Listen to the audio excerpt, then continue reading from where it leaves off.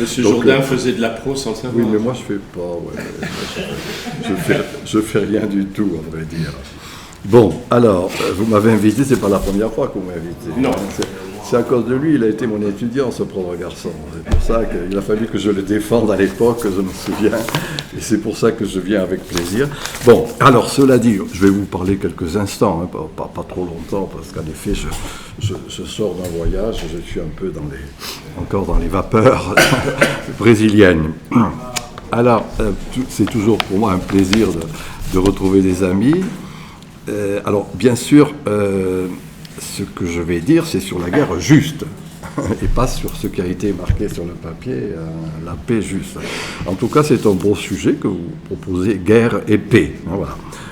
Je vais vous dire quelques petites choses, à la fois sur Schmitt, bien sûr, mais d'une manière beaucoup plus générale sur la manière dont il concevait justement la guerre. Mais je vais poser, à vrai dire, c'est un peu quelques questions. Il se trouve que la pensée schmittienne, je vais le dire dans un instant,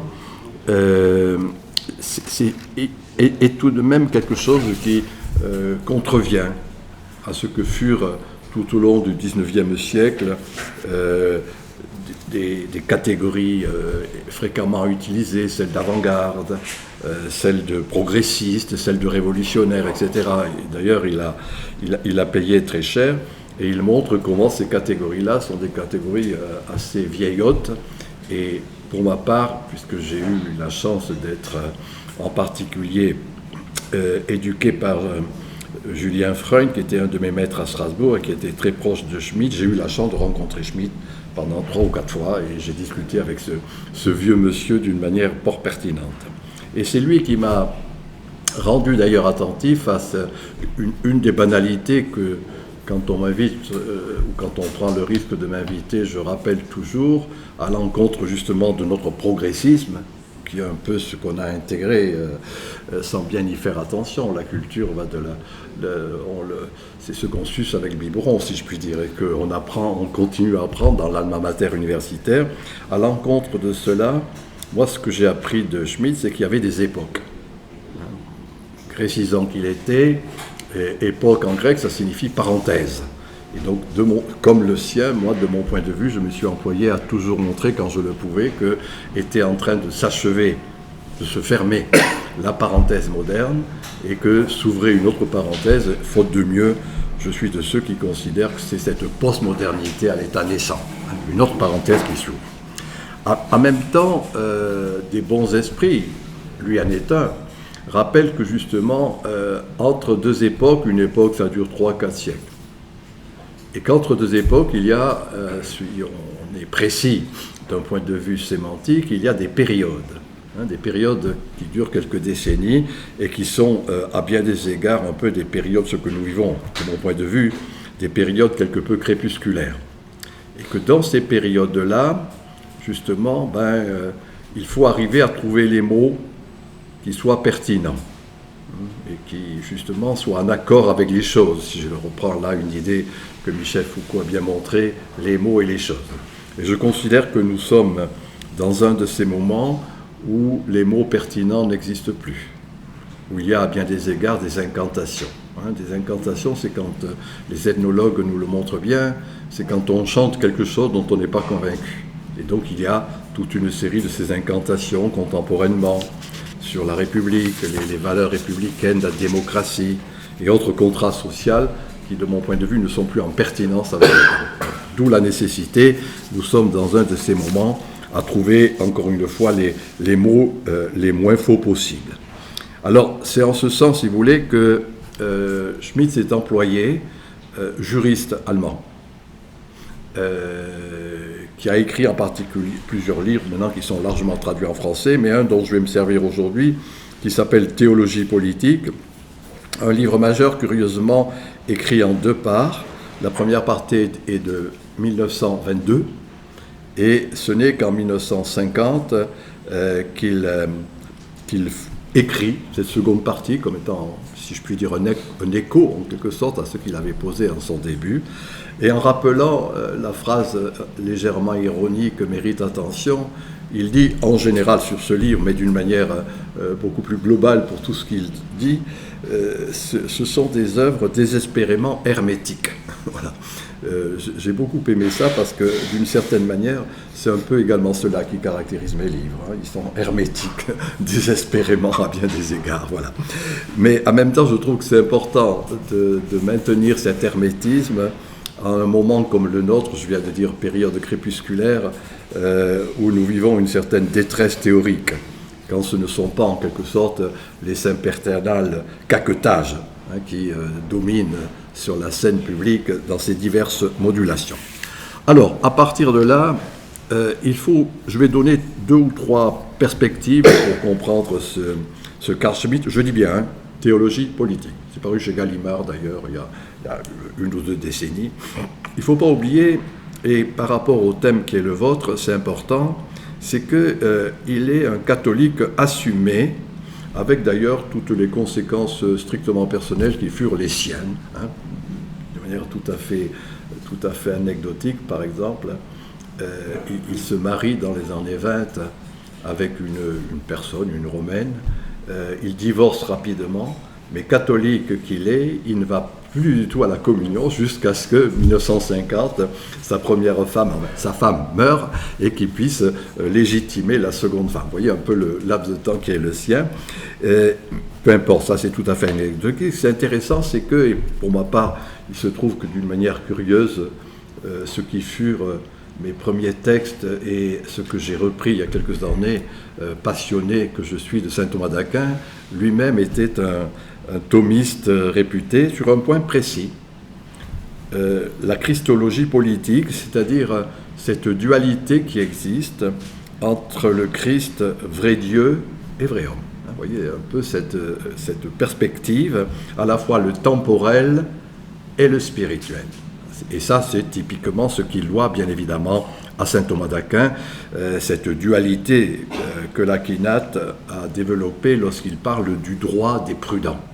Et quelque chose, il est le droit des prudents aboutissant, je vous y rends attentif parce que ce n'est pas négligeable, aboutissant à ce qui, de mon point de vue, constitue peut-être le concept essentiel de la pensée, qui est la discrétion. Que l'on a traduit un peu sottement en français en disant discrétion, alors que la discrétion, c'est le discernement. Et bien sûr, le discernement est discret, le droit des prudents, tel que le développe, bien sûr, Carl Schmitt. Ce qui implique, soyez-y attentifs, et c'est la première conséquence, une attitude qui est non pas morale, mais essentiellement compréhensive. Le terme compréhensive, maintenant en français, a une connotation par trop moraliste, alors qu'en son sens étymologique, c'est comprehendere, c'est-à-dire prendre ensemble des choses qui sont opposées, qui sont totalement opposées.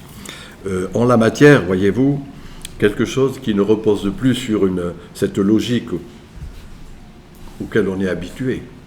C'est la logique du ou. Là, c'est une logique, au contraire, structurellement, du et. Mon maître Gilbert Durand, dans la foulée de ce qui fut le physicien Stéphane Loupasco, a parlé de ce qu'il appelle une logique contradictorielle. Non pas ce à quoi nous sommes habitués, thèse, antithèse, synthèse, mais une structure peut-être anthropologique, si je le dis à la manière de Durand, où le contraire ne se dépasse pas en synthèse. Le néologisme, c'est logique contradictorielle. Alors que ce à quoi nous sommes habitués, c'est une logique où on va dépasser, on va dépasser, dans la perspective hegelienne, ce contraire. Là, ce qui est le propre de Schmitt, et lui, il n'emploie pas le terme que je viens de dire, mais dans le fond, sa structure est véritablement, justement, cette logique contradictorielle. Encore une fois, soyez-y attentifs, parce que, dans le fond, c'est bien cela, la guerre et la paix. Et d'ailleurs, dans cette perspective, saint Thomas reprend le mot qui nous est familier et auquel on ne prête pas attention. Il reprend ce mot d'Aristote qui est katolon. En grec, pour ceux qui sont un peu grécisants ici, ça veut dire ensemble, justement. Holos, c'est le tout. Katolon, le trajet que l'on va faire de tout. Et Schmitt le traduit, et je pense que c'est au cœur même de votre propos, en rappelant que l'harmonie, il le dit là en latin, est une complexio oppositorum. C'est-à-dire, dans le fond, comment il est possible de penser ce qui ne nous est pas familier, qu'il puisse y avoir justement ce complexe des choses opposées. Je rappelle de ce point de vue pour votre gouverne qu'il est un auteur auquel on ne prête plus assez attention contemporainement en France, qui est le cardinal Nicolas de Cuse, 15e siècle, qui lui-même avait développé cette idée de, comme cela, de coincidentia oppositorum. Dans le fond, comment il peut y avoir cette espèce d'articulation, et le mot harmonie renvoie bien à cela. Donc il faut avoir cela à l'esprit pour bien encore comprendre justement ce qui est à l'œuvre, justement, au-delà de notre habituelle manière de penser, où on veut toujours résoudre, trouver une solution. Mais là où, au contraire, il est important de savoir que les choses se maintiennent en quelque sorte dans leur opposition. Tout simplement, c'est à la fois banal, très simple, mais non moins instructif. Et pour mettre en œuvre cela, il s'appuie encore, excusez-moi de le rappeler, sur ce qu'est la procédure essentielle de la somme théologique. Vous voyez, c'est-à-dire, je vais le dire au travers des 3 thèmes qu'on retrouve quand on prend quelque article que ce soit de la somme. Praeterea, ce que l'on dit. Sed contra, cependant. Conclusio, conclusion.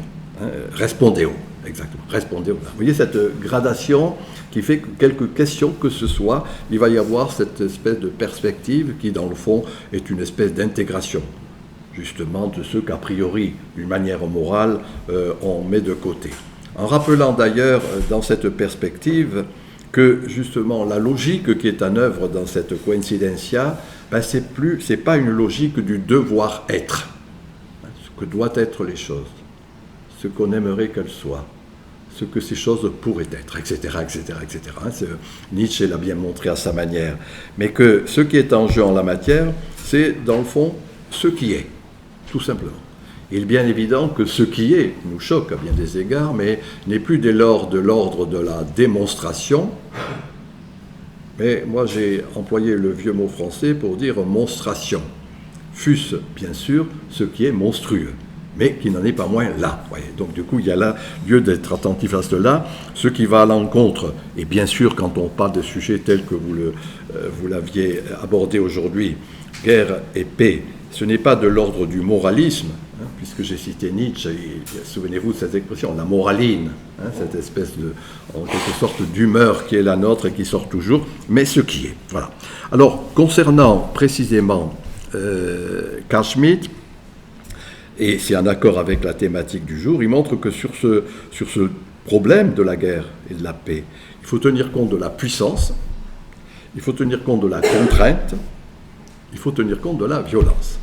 En rappelant qu'il s'agit là, dans le fond, ces catégories banales sont des catégories, puisque j'ai cité tout à l'heure Gilbert Durand, nous renvoie à ce que ce dernier appelait les structures anthropologiques de l'imaginaire.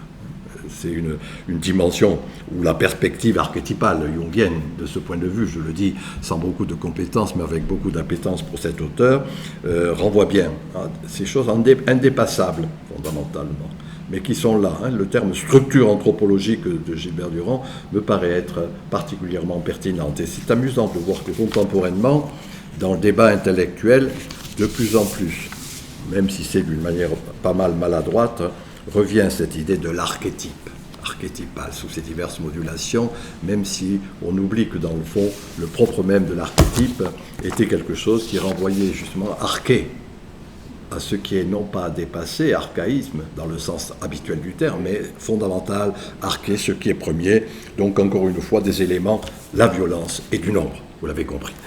La deuxième perspective qui est la sienne, j'ai dit saint Thomas d'Aquin, mais il est également un disciple de Max Weber. Moi, personnellement, Max Weber, je considère que c'est très dommage, assez peu connu en France. Il y a eu le blocage des traditions durkheimiennes, pour dire bref, et il a été traduit même après sa mort ici, bien tardivement, alors que Weber, justement, est un auteur pour moi d'importance. Julien Freund, je l'ai cité tout à l'heure, rappelle que Schmitt était quasiment, il dit, le fils spirituel de Max Weber. Voilà. Alors peu importe, on ne va pas rentrer dans le détail pour savoir ce qu'il en est, mais en tout cas, ce qui est important, c'est qu'il est une catégorie, moi, qui m'a toujours inspiré de Weber et qu'on voit comme étant en quelque sorte le cœur battant de toute l'œuvre de Schmitt, c'est la neutralité axiologique.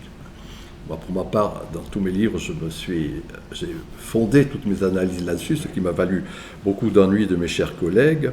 Mais cette neutralité axiologique, que l'on retrouve encore une fois constamment dans la manière dont Schmitt aborde la violence, est ni judicative, ni normative.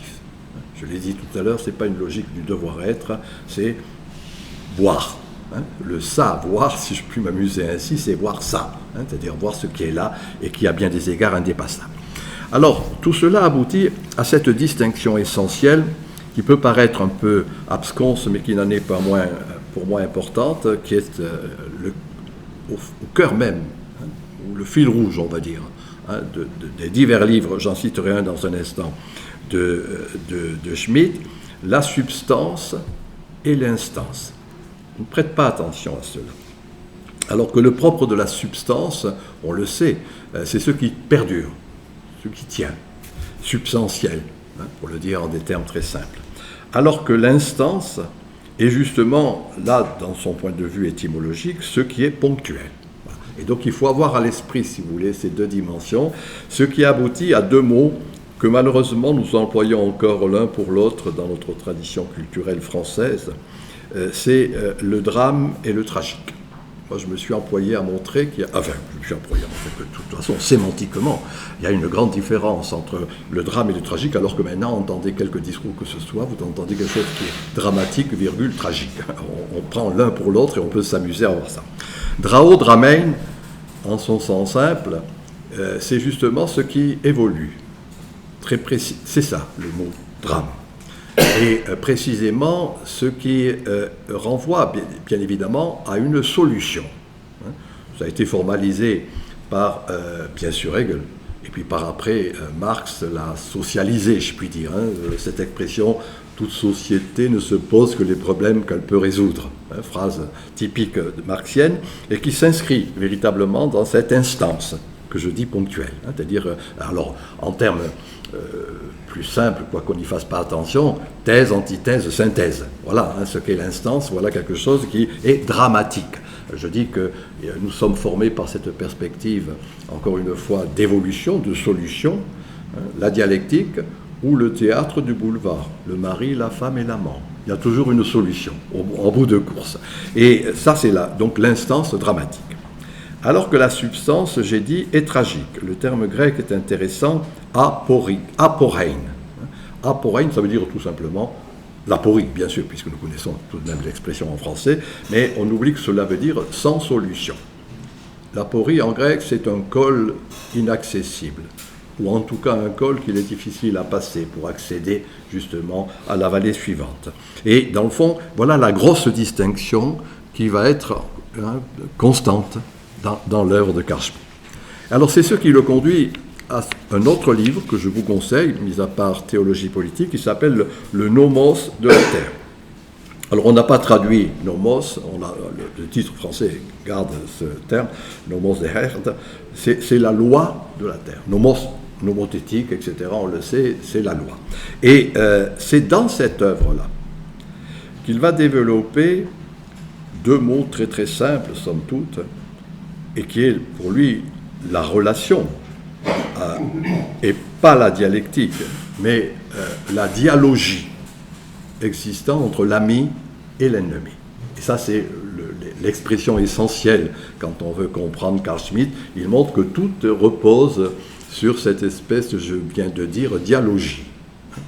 Ou, si on veut le dire fort simplement, interaction, réversibilité, qui va exister, et que toute structure, justement, humaine et sociale, repose bien évidemment sur ce rapport existant entre l'ami et l'ennemi.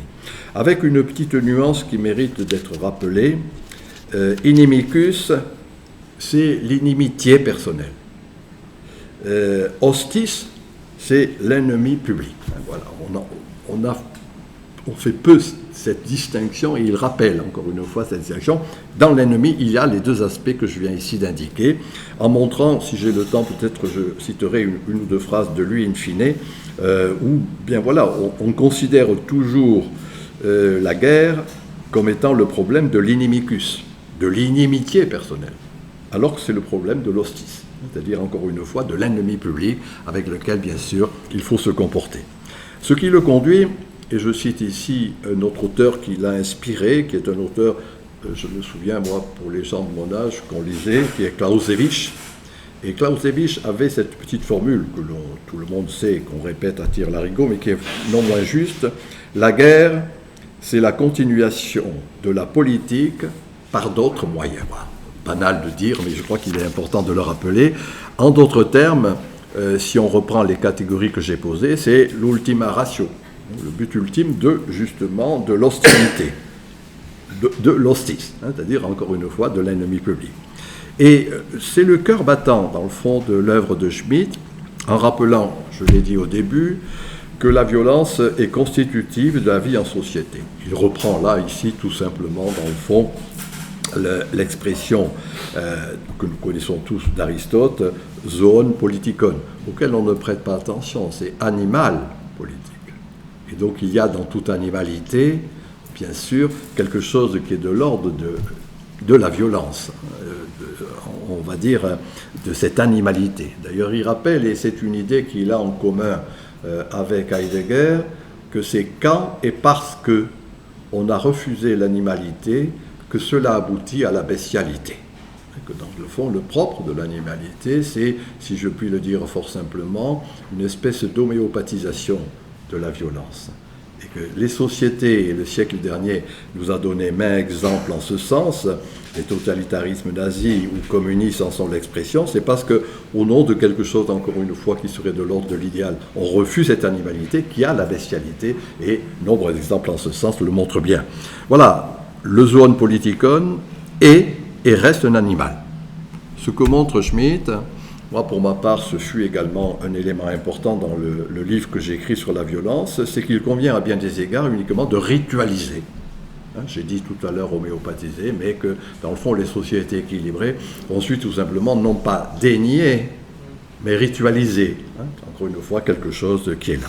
Alors, cette ritualisation, et c'est là qu'il est important d'avoir cela à l'esprit pour comprendre ce que propose Carl Schmitt, c'est que, à l'opposé du jus belli, ce droit de la guerre, qui s'emploie dans le fond à développer, il développe une idée et une pratique du bellum justum, c'est-à-dire dans le fond de la guerre juste. Non pas le droit à la guerre, mais la guerre juste. Et là, c'est cette distinction qui me paraît importante d'avoir à l'esprit pour comprendre ce que je viens ici d'appeler cette ritualisation. Étant entendu que cette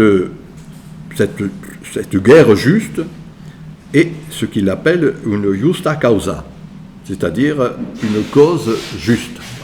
Donc c'est ce rapport qui va exister, bien évidemment, entre les États ou autres, mais qui n'est pas une attitude que j'appelais il y a un instant d'une instance, c'est-à-dire quelque chose qui est éphémère, qui passe, etc., mais qui est d'une certaine manière structurelle.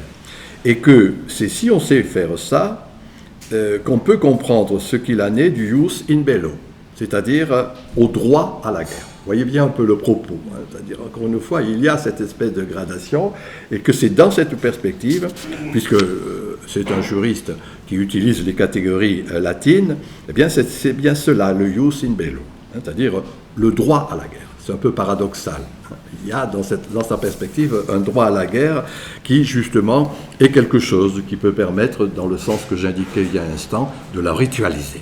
Alors la nuance qu'il fait, historiquement, c'est une nuance d'importance que l'on ne saisit plus, que l'on n'apprécie plus actuellement, mais il montre que ce rapport que je viens d'indiquer, qui serait un rapport d'équilibre fondamentalement, ce fut le cas, là encore, permettez-moi de le dire, enfin c'est son expression, de la reprendre cette expression latine, ius publicum Europaeum, c'est-à-dire le droit public européen. Et il montre que jusque aux guerres mondiales, les faisant précéder ces deux guerres de la guerre de 1870. C'était le cas, dans le fond, de tout ce qui était les États, les principautés, les baronnies, etc., européens, où il n'y avait pas finalement quelque chose qui s'employait dans le sens simple du terme, reposant sur la lutte contre l'inimicus, contre l'ennemi personnel, mais qui étaient ces espèces, on va dire, des guerres ponctuelles, parcellaires, parcelées, vous voyez, etc., qui dans le fond n'étaient qu'une lutte hostile entre des États comme ça, mais que en la matière, pour le dire fort simplement, il n'y avait pas, par exemple, il n'y avait pas de saccage ou de carnage contre les civils, par exemple, hein, puisque là, c'était justement à ce moment-là quelque chose qui était de l'hostis et pas de l'ennemi.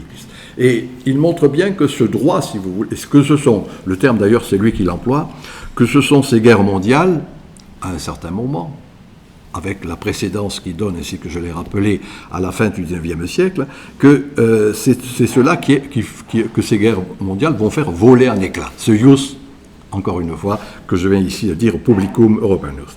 Et donc, à partir de là, bien sûr, on n'est plus dans la guerre juste, tel qu'il le rappelle.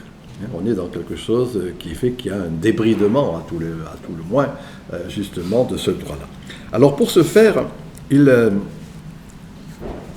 met en œuvre une figure, moi c'est une figure qui me fascine à plus d'un titre, d'un point de vue théorique et d'ailleurs d'un point de vue littéraire, qui est ce qui s'appelle le catéchone. Alors je ne sais pas si ça vous dit quelque chose. Le catéchone, c'est une expression latine tirée de la deuxième épître de saint Paul aux Thessaloniciens, au chapitre 2, et au verset 6. Je vous conseille d'aller regarder ces deux petits versets de la deuxième épître aux Thessaloniciens. Je vous la lis. « Et vous savez, ce qui retient maintenant de façon qu'il ne se révèle qu'à son moment, dès maintenant, oui, le mystère de l'impiété est à l'œuvre. Mais c'est seulement quand celui qui retient soit d'abord écarté, alors l'impie se révélera, etc. » Alors, catéchone, c'est celui qui retient. C'est-à-dire celui qui va retenir véritablement ce qui va être l'antéchrist, par exemple, hein, ou ce qui va être celui qui précède dans la perspective paulinienne, qui va précéder la parousie christique, hein, c'est-à-dire le retour à bien des égards du paradis terrestre, expression du paradis céleste. Et alors, il se trouve que Carl Schmitt c'est un des rares intellectuels, d'ailleurs, pas que juriste, même philosophe ou autre, qui va mettre l'accent sur ce catéchone. Hein, vous avez tenu, celui qui retient, hein, dans le sens catéchone, en grec. Et alors, curieusement, moi, il se trouve que là, je relis depuis quelques semaines le Dostoïevski, les frères Karamazov, et dans les frères Karamazov de Dostoïevski, il y a bien sûr la figure du grand inquisiteur, dont vous avez quelques souvenirs. Et le grand inquisiteur, voilà le catéchone. Hein, celui qui va même, vous vous souvenez, finalement, in fine, il le relâche, mais fait arrêter le Christ, qui était arrivé incognito, justement pour que son règne n'arrive pas, en quelque sorte.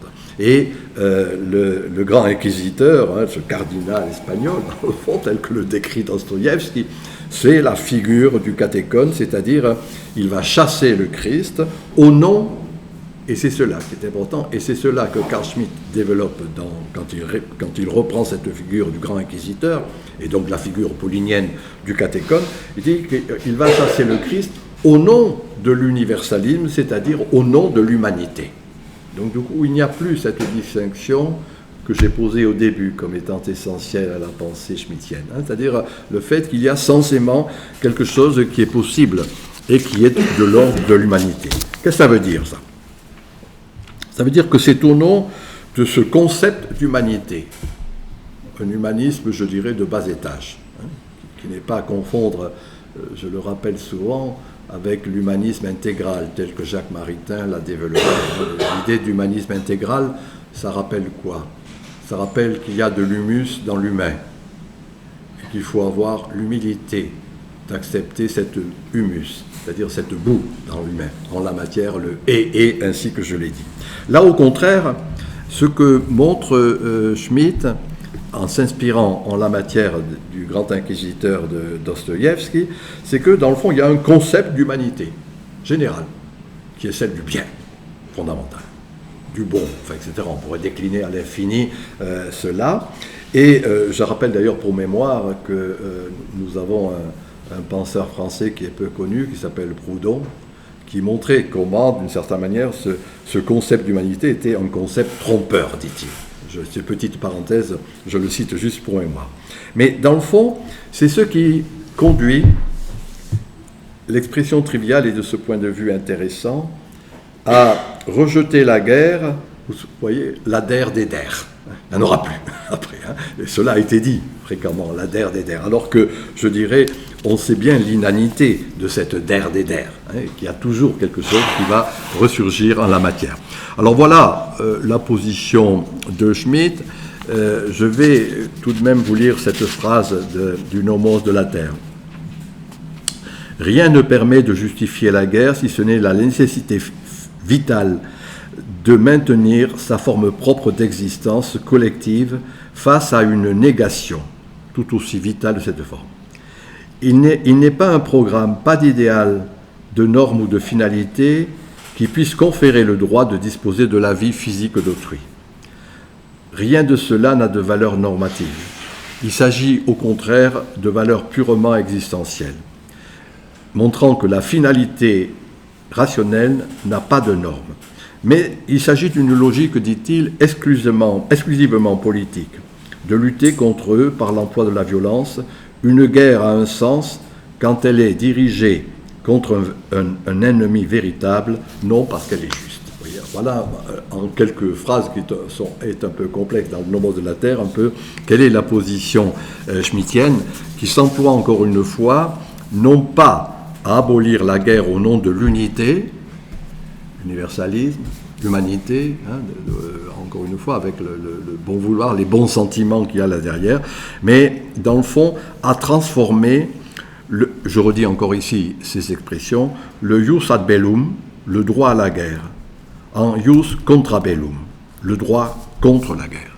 Voilà un peu, si vous voulez, ce qu'il faut retenir de cette perspective par rapport à votre propos, ce qui accroît, dans le fond, la violence débridée, en précisant que le jus in bello, le droit dans la guerre, est une manière, à bien des égards, justement, de ritualiser la violence. Voilà un peu ce que je pouvais apporter à votre réflexion au travers de ces expressions.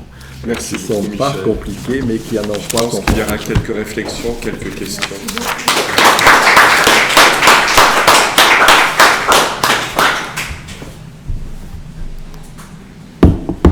Je ne sais pas s'il y aura des questions. Mais si, mais si. Je suis à votre disposition. Jean-Claude? De pauvre. Vous êtes témoin. Oui. C'est-à-dire que comme il a le droit, il en utilise la violence. Non, je disais le pauvre parce que tu es dénoncé, il faut que ce soit toi qui parles en premier. Quoi. C'est une dénonciation. C'est mon ennemi. Je trouve très intéressant cette double notion de droit et d'obligation. Ah oui. Ce qui laisse une magnifique liberté à l'homme, indépendamment de son animalité et de sa bestialité. C'est là qu'est le pouvoir. C'est là qu'est le pouvoir. Du droit à l'obligation, il y a un pouvoir. Or, du droit à... quelle est la formule latine? Jus ad bellum. Non, la suite, la nouvelle formule qui n'est pas l'obligation, qui est... Ce par quoi j'ai terminé, tu veux dire. oui, Ben, c'est jus contra bellum. voilà. Alors, le droit contre la guerre. Le droit contre la guerre. Le droit contre la guerre laisse donc à l'humain une notion importante d'action. Il y a se mettre en action pour la guerre, vers la guerre, par rapport à se mettre aussi de manière agissante dans le refus. Oui. Mais dans tous les cas, il est agissant, alors que simplement de l'obligation, du droit à l'obligation, on se trouve dans un état statique. Ouais. Car à un moment ou à un autre, on va exercer ce droit. On va être porté à exercer ce droit. Et tout nous le prouve dans l'état actuel, de notre monde depuis ce que l'on croyait terminé depuis la dernière guerre. Ces guerres sont déportées. Ce sont les guerres qui sont déportées aujourd'hui et non pas les humains. Bon, fin de l'aventure coloniale, mais les guerres sont déportées là où étaient les colonies, ou ceux qui en faisaient figure. Alors, n'y a-t-il pas une autre perspective que d'entendre ce droit à la guerre comme plutôt une tendance obligatoire de l'humain, une tendance anthropologique de l'humain.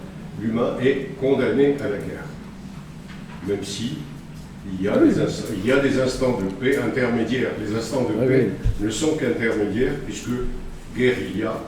Donc il y a, dans ce droit, il y a en même temps une condamnation qui arrive un peu comme une contradiction du concept de droit dans ce que nous sommes dans nos sociétés. Voilà, c'est un peu... Non, mais là, tu as compris qu'il faut réfléchir à partir de là. Hein. Je veux dire, la position de Schmitt n'est pas simple, et d'une certaine manière, cette position contradictorielle n'est pas simple. Oui. Alors, d'un point de vue sémantique, le problème, c'est qu'on a traduit jus par droit. Alors que, étymologiquement, il y a toujours cette espèce d'ambivalence entre le droit et le devoir. Et c'est vrai qu'à partir des Lumières, l'accent a été mis sur le droit. Hein, le droit de l'homme, le droit de l'homisme, sous ses diverses modulations. Mais je te renvoie, tu connais certainement ce livre, le livre d'une grande dame de la pensée, qui est Simone Weil. Et son premier livre... Oui, la philosophe, pas l'autre qui n'est rien du tout. Les vrais, enfin, celle qui n'est pas au Panthéon, elle devrait y être. Mais Simone Weil a écrit un livre donc, qui s'appelle L'Enracinement.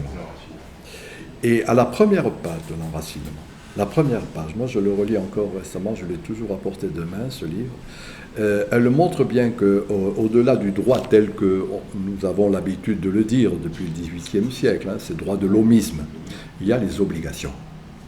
Et dans le fond, ce que rappelle Schmitt, c'est pareil, c'est-à-dire que l'obligation, le devoir, c'est quasiment, oui, des obligations, l'ordre des choses, hein, des natura rerum, hein, de l'ordre des choses. Et que dans cet ordre des choses, oui, bien sûr, il y a ce rapport de violence. Hein. Et moi, pour ma part, je me suis inspiré de cette pensée qui est au cœur battant aussi de tout mon travail, en montrant que le problème, je l'ai dit tout à l'heure, c'est pas de dénier ça, c'est de voir comment, alors on le ritualise, on le myopatise, etc. Moi, c'est ma figure de Dionysos, hein, qui est ma figure un peu chérie, mon petit dieu chéri, hein, à bien des égards. Et je vais vous le dire quand même, ce mythe que j'ai emprunté à Carl Schmitt pour tout dire. Il montre que la fondation donc, de Thèbes, qui est le mythe de la fondation de la cité, Thèbes gère, Cadmos, c'est Cadmos, hein, Cadmos qui crée la cité et qui la gère, puis il a deux petits-fils, et il cède le pouvoir à son premier petit-fils qui s'appelle Penthée. Penthée, pour les gens de mon âge, on voit ce que ça veut dire, Penthée, mais enfin bon, lui c'est parce que c'est un homme sage. Et le mythe commence où on voit en quelque sorte comment cette cité de Thèbes paye le fait de ne plus mourir de faim par celui de mourir d'ennui. Tout simplement parce qu'il y a une rationalisation à outrance, hein, technocratique de la cité. Tout est réglé, hein, il n'y a plus de violence et tout à l'avenant. Et la cité meurt. Elle a perdu son âme. À ce moment-là, les femmes conduites par Agavée, qui curieusement est la mère de Penthée. Là, tiens, il faudrait que les psychanalystes s'interrogent. Enfin, peu importe. Agavée, donc, va chercher le second petit-fils de Cadmos, qui est Dionysos. Et alors, Dionysos, qui est en Thessalie, en Talaïa actuelle, hein, donc de l'autre côté de la mer Égée. C'est-à-dire, c'est pas un grec, si je puis dire. De surcroît, c'est un dieu bifronce. Là, le côté d'un jeune adolescent et puis la face d'un gaillard barbu. Bien. C'est donc ambigu, métèque, hein, puisqu'il est de l'autre côté, mais surtout, c'est qu'à l'opposé des autres dieux ou demi-dieux de la Grèce antique, ce n'est pas un dieu ouranien, tourné vers le ciel, uniquement celui de l'idéosophie, des idées, mais il est chtonien, ce qu'appellent les historiens de la religion, tonos, la terre. Le mot que nous connaissons, c'est autochtone, hein, qui est de cette terre-ci. Donc les femmes introduisent Dionysos dans la cité, ce sont les fameuses bacchanales, hein, les Dionysies. Et c'est intéressant parce que justement la violence est ritualisée. Il y a uniquement Pentée qui est mis à mort. Et à ce moment-là, grâce à cela, bien, dans le sens fort du terme, la cité retrouve son âme. Elle est réanimée. Voilà, c'est ça. Tu vois, l'espèce de ritualisation fondamentalement de la violence, étant entendu qu'il y a cette dimension d'autochtone, hein, terrien, c'est-à-dire une reconnaissance. Alors moi je dis comme ça, peu importe, hein, ritualisé, homéopathisé, etc. Et de mon point de vue, d'ailleurs je publie dans quelques jours une réédition de mon livre L'ombre de Dionysos. Et l'ombre de Dionysos, c'est typiquement quelque chose qui développe ce que je viens ici de dire de manière plus compliquée. Hein. C'est-à-dire, dans le fond, il y a une ombre qui est en train de ressurgir de ce que dans notre progressisme bené et quelque peu destructeur, on avait laissé de côté à Phébum. On avait voulu dépasser. Hein. Voilà cette structure qui nous est habituelle, hein, de dépasser toujours quelque chose qui est là. Alors que, ainsi que je l'ai dit sur la complexio, voilà, un homme sans ombre n'existe pas. Camiso l'a bien montré d'un point de vue romancier. Une société sans ombre également n'existe pas. Voilà. Et donc, dans le fond, l'intérêt d'une pensée comme celle-ci, c'est de rappeler ses obligations. Oui, en effet. Alors que dans la décadence qui est la nôtre actuellement, on ne parle que lumière. Et on ne parle encore une fois que dépassement, que solution. Vous avez compris, quand je fais la distinction entre drame et tragique, voilà, le drame a constitué la modernité, c'est vrai. Il me paraît qu'il y a retour, ce qui régulièrement arrive, du tragique. C'est ce qui va se passer. Et ce que Schmitt nous aide à penser, de mon point de vue. D'ailleurs, je crois, vous êtes plus compétent que moi, mais que ce qui est la perspective jungienne s'inscrit. Je n'ai pas fait le rapport parce que je n'avais pas assez de compétences en la matière, mais la perspective jungienne, de mon point de vue, s'inscrit tout à fait dans cette dimension. Dans ce que je viens ici. Merci de ce prolongement. Pardon ? Je vous remercie de ce prolongement. Ah voilà. Sonia? Je suis tout à fait d'accord, et en fait, je voulais revenir sur, parce que je suis un peu plus à l'aise, sur la vision, on va dire, théologique de saint Thomas d'Aquin. C'est très intéressant. Alors, en français, je ne sais pas trop comment on traduit, mais saint Thomas d'Aquin, il a une vision très exceptionnelle, on dirait surtout de Dieu, parce qu'en italien, on appelle ça il primo motorimmo. C'est cette vision, un peu dans notre temps moderne, on pourrait dire, de lâcher prise. C'est-à-dire que Dieu est si je traduis textuellement, c'est Dieu est le premier moteur immobile. Et cette vision-là, on la retrouve exactement dans cette notion de droit de la guerre, parce que dans une société actuelle, alors, je me lance, hein, je peux très bien dire une bêtise, justement avec toutes ces images, ces pour, ces contre, vous avez l'impression que si vous prenez votre droit à la guerre, si vous dites oui, ou si vous dites non, ou si vous ne dites à rien du tout, vous en prendrez quand même partie. C'est-à-dire que le reste de l'humanité, la deuxième version, c'est ce que vous disiez, l'humanité, on va dire, l'humanité de l'Internet, l'humanité de... Il vous donnera mot, même si vous ne dites rien.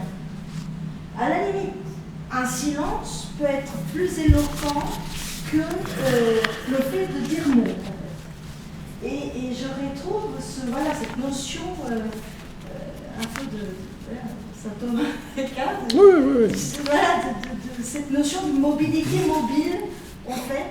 Alors, malgré nous, est-ce qu'on était d'accord? Est-ce qu'on n'était pas d'accord? On peut l'impliquer à la totalité de tous les actes, en fait, dans ce sens-là. Disons qu'il y a dans saint Thomas ce que j'ai rappelé, cette espèce de je ne sais pas qu'est-ce qu'on peut dire, hein, de relation, d'interrelation, de réversibilité.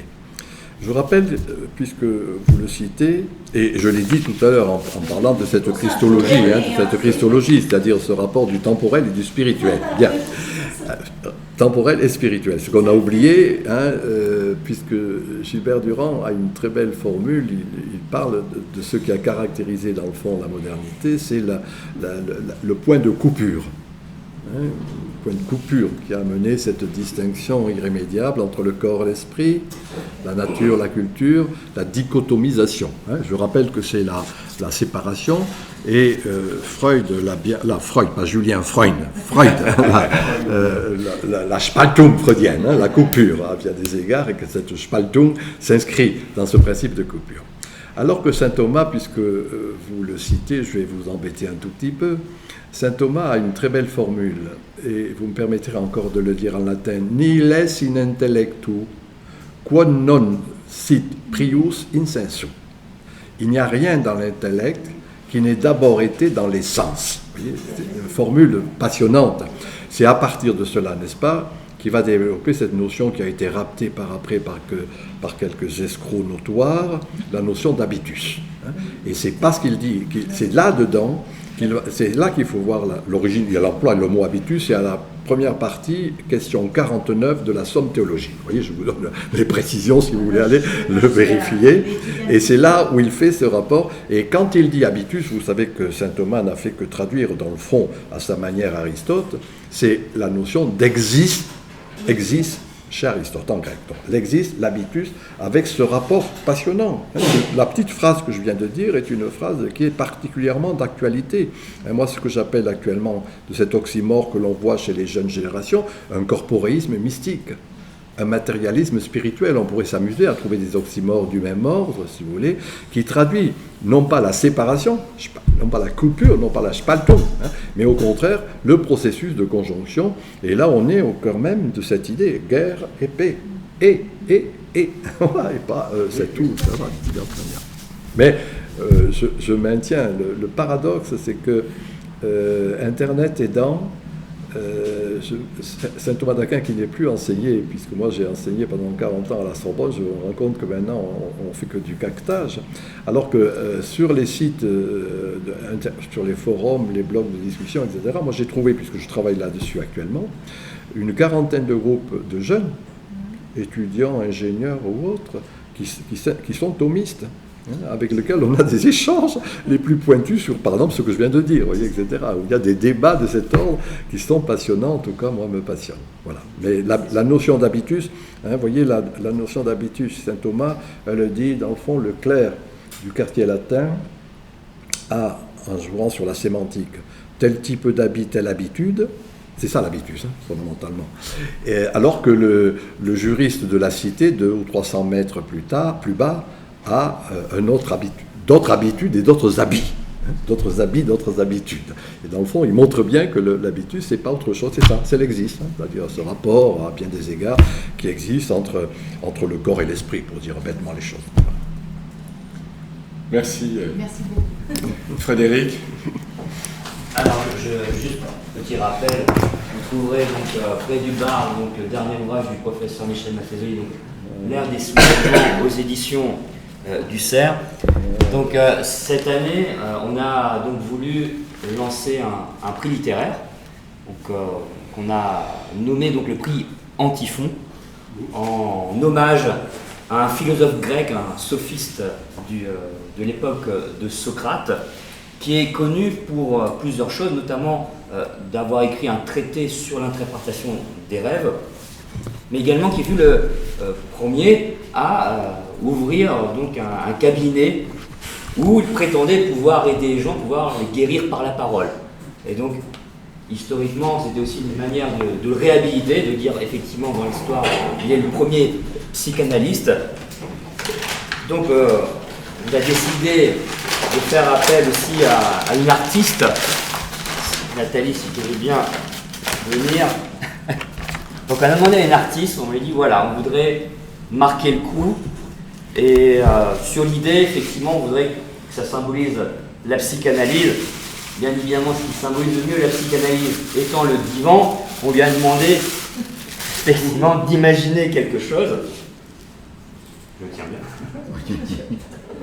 Et donc voilà, on a bien voulu donc participer à ce jeu créatif, et voilà, ce qui est sorti effectivement de son inconscient, eh bien, à la fois ce jeu entre le divan, ou de ma conscience. conscience. On a parlé de psychanalyse. En tout cas, voilà, on s'est concerté avec les membres du bureau, et on s'est dit effectivement, ça fait plusieurs années que le professeur Maffezoli participe à nos festivals, et j'ai toujours souligné le fait que la pensée maffezolienne effectivement était très très liée à la pensée jungienne, et que même j'ose dire qu'aujourd'hui le professeur Maffezoli est certainement un des meilleurs représentants français de la pensée jungienne. Donc j'ose dire, je sais, je vais me faire taper dessus. Mais voilà, en tout cas, je voulais, au nom de toute l'association, je voudrais donc te remercier et t'offrir ce modeste prix littéraire. Je ne m'attendais pas, j'en suis très fier, très heureux. Voilà, Les sœurs sont en bonne place chez moi. Merci en tout cas, professeur. C'est bien dans les bibliothèques. Mais c'est bien, pour empêcher de faire tomber. j'ai quand même 30 000 ouvrages chez moi, donc du coup ça va. Ça C'est court une à la écriture, place. ça continue les écritures. C'est vrai, non, c'est beau, c'est très beau. Voilà, merci professeur. beaucoup, merci, merci cher ami. Merci. Voilà, merci à vous.